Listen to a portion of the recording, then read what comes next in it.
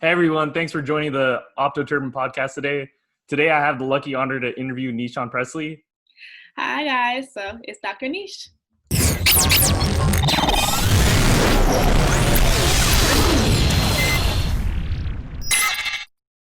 How have those experiences gone with patients being, younger, being African American, being a female in technically a state that might be considered conservative, possibly, depending? 100%. And that's a great question. Now, I will say Florida, I feel like is conservative, Mhm. but I live in a more, I guess you could say, diverse area. Orlando is very diverse. I'm not in the rural areas of Florida, which I knew I did not want to live, let's be honest. And I'm from Pennsylvania, so even still, there are certain conservative areas of Pennsylvania, but overall, I feel like, Pennsylvania and Philadelphia itself is like a melting pot, right? Mhm. So moving to Florida, um, for one, being a young doctor, like we kind of talked about earlier, it is a little bit tougher because they want to, especially coming in, because I came into a practice where an older doctor left. Mhm. So that doctor left, and I'm the new one in town. So they're like, "Ooh, who is this girl? Like, where's Doctor So and so?" So just starting out, you have to make your patients feel comfortable, and you have to allow them to understand. Like, even though I just got out of school, this stuff is really fresh for me. Um, but also to add to that, as a young doctor, you have to understand and know that you may not know everything because not everything is textbook. But coming in, I was able to gain my patients' confidence where they're like, you know what, this is the most thorough exam I've had in a really long time. And they like that because we're so used to doing thorough exams in school and in Mhm. externship. So Mhm. being able to give thorough exams and properly talk to them with confidence about how to diagnose really did help. Now being a Black doctor, I'm the only Black doctor in my practice, to be honest. They've had Black doctors before, but I'm the only one right now. And with that, I have had some patients who I haven't had anyone, say anything that was biased. Mhm. But like you said, being down here in Florida, sometimes things can be misconstrued in like how they say things like, oh, I had someone call me colored before. And that's a word or a term that was used back in the day that was used to kind of describe someone or a Black person. And I do find that very offensive and disrespectful. The lady was like 86. So you kind of do have to pick your battles, but you also cannot be afraid to speak up. Say, you know what, ma'am, I like respectfully, please don't call me that. Oh, this is the first time I saw a colored doctor here.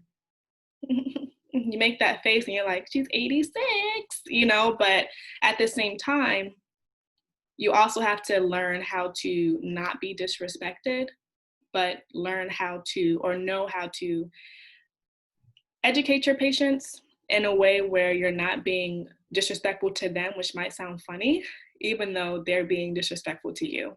And I really had to learn how to do that. And it only happened once, but then I have some patients who are like, oh my gosh, this is great. I have Black patients who come, they're like, oh my God, I'm going to tell all my friends and my family to come see you because they need that.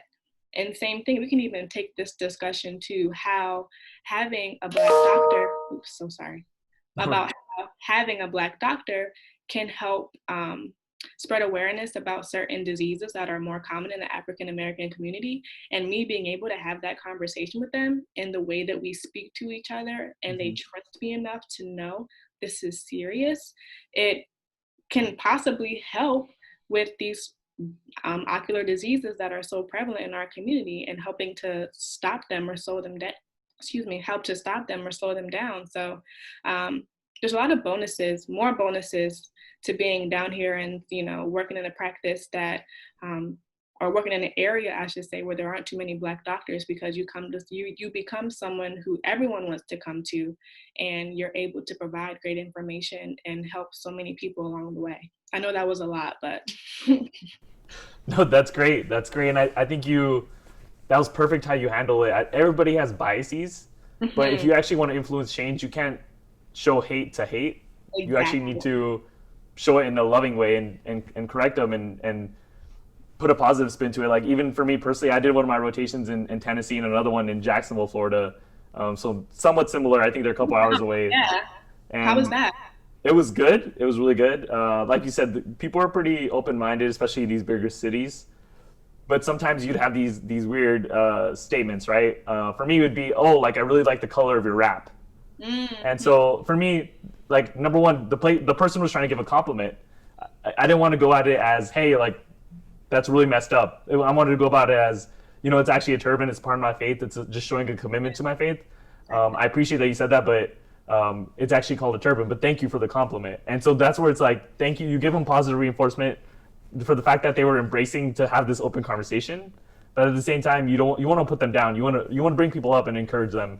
Exactly. Because, like I said, it's kind of a weird feeling or a weird situation because the term or the word you use is more or less disrespectful to me. But instead of getting upset about it, I'm going to take this as a way to educate you because maybe you can educate others. And then, this will more or less decrease or stop. So 100% I agree with you.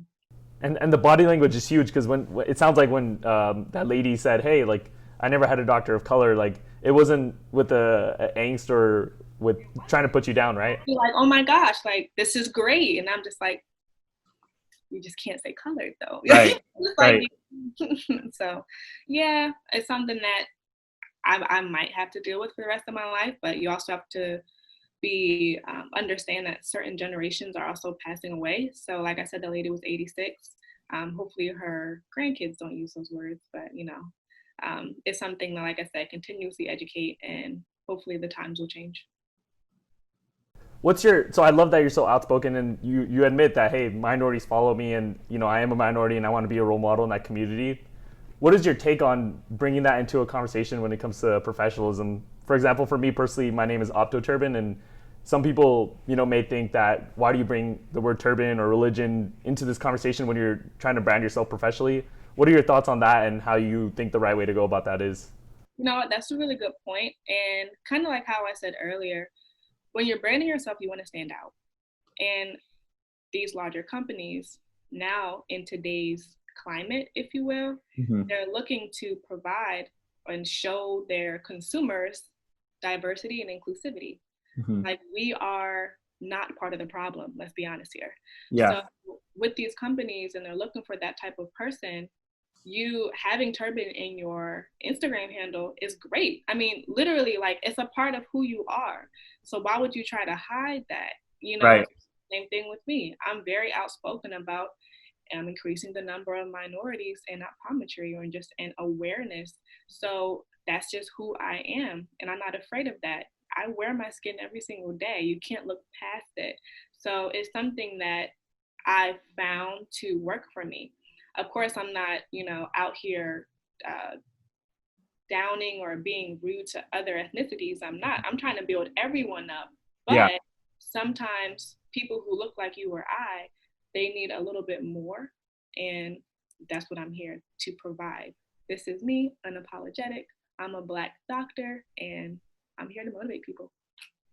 I love that. And I think by being genuine you, let's say you could get 10,000 more followers just because maybe you didn't bring up these kind of topics, but those followers that you already have, I think those followers will love you very much so more. And I think that's more important than the actual number. I think it's the quality and the ones that are actually will follow you everywhere. And I think you could speak about that with, not to get into politics, with our president. I think there's a certain amount of the country that loves him, and that's important to him. And I think it's a branding opportunity, but having people that love you and will adore you and follow your back because you're giving a genuine message, I think that's more important. So I love that you're doing that. Definitely. I'd rather have 10,000 followers who understand my message. We have the same ideals and we can kind of, you don't mind me being real versus 50,000 followers who every time I post something, they're like, "Ooh, I hate this. Like, just get off my page. Just leave. I don't want you here." Like, just leave. So yeah, I definitely would rather have followers who know who I am and like who I am. That's the reason why you follow somebody, right? So, but thank you for joining today. I think this is going to be a lot of value for our listeners, and I'm looking forward to doing this again.